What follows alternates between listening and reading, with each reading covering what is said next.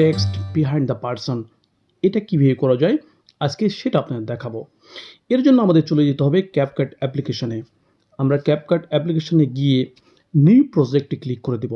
New প্রজেক্টে click করে দেওয়ার পর আমরা যেই ভিডিওটাতে টেক্সট অ্যাড করতে চাই আমরা সেই ভিডিওটা এখান থেকে সিলেক্ট করে নেব। জাস্ট আমি এই ভিডিওটা এখান থেকে সিলেক্ট করে অ্যাড করে নেব।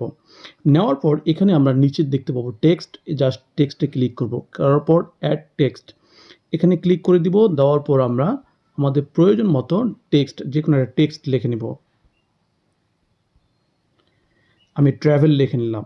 নেওয়ার পরে আমি এই টেক্সটটার জাস্ট ফন্টটাকে একটু পরিবর্তন করে দেবো। আমি টাইমস এনারটাকে এখান থেকে সিলেক্ট করে দিলাম। দেওয়ার পর স্টাইল আমার দরকার নেই।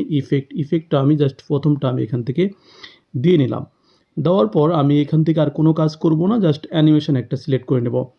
অ্যানিমেশন সিলেক্ট করে নেওয়ার জন্য আমরা একটু নিচের দিকে চলে যাব, দেখব কোন অ্যানিমেশনটা আমাদের ভালো লাগে। আমি জাস্ট এই অ্যানিমেশনটা এখান থেকে সিলেক্ট করে নিলাম।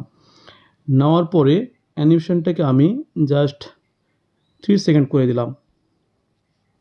ক্লিক করা হয়ে গেল। আমি এইবার ভিডিওটাকে আমার প্রয়োজন মতো যে টেক্সটটা আমি নিলাম সেটাকে আমার ভিডিওর লেন্থ অনুযায়ী আমি এখানে সিলেক্ট করে নিব।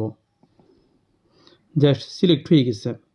আমি এইবার আমার যে টেক্সটটা এটাকে আমি একটু বড় করে নেব। এর জন্য আমি জাস্ট ট্যাপ করে মুভ করব, তাহলেই বড় হয়ে যাবে।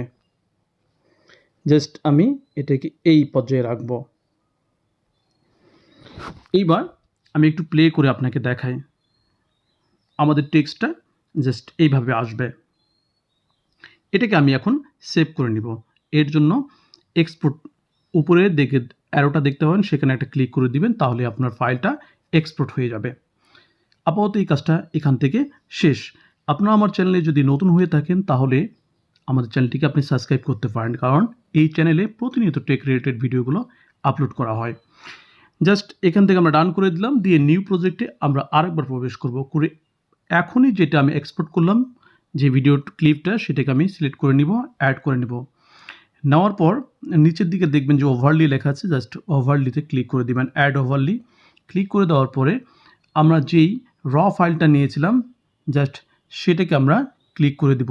দেওয়ার পর ফাইলটা নিয়ে নিলাম। নেওয়ার পর স্ক্রিন অনুযায়ী আমরা ফাইলটাকে জাস্ট অ্যাডজাস্ট করে নিব। অ্যাডজাস্ট একদম পারফেক্ট অ্যাডজাস্ট করতে হবে। অ্যাডজাস্ট হয়ে গেছে। এবার আমরা একটু রাইট সাইডে স্ক্রোল করে যাওয়ার পর কাট আউট নামের একটা অপশান আছে, জাস্ট কাট আউটে ক্লিক করে দিব। দেওয়ার পর আপনি পেয়ে যাবেন রিমুভ ব্যাকগ্রাউন্ড, জাস্ট সেখানে একটা ট্যাপ করে দিবেন। দেওয়ার পর রাইট সাইডে পাবেন কাট আউট, সেখানে একটা ট্যাপ করে দিবেন।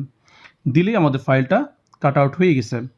জাস্ট কাট আউট হয়ে গেছে। আমরা এখান থেকে একটু ব্যাকে যাব, গিয়ে আমরা প্লে করে দেখব যে আমাদের ভিডিওটা কেমন মুভ করছে।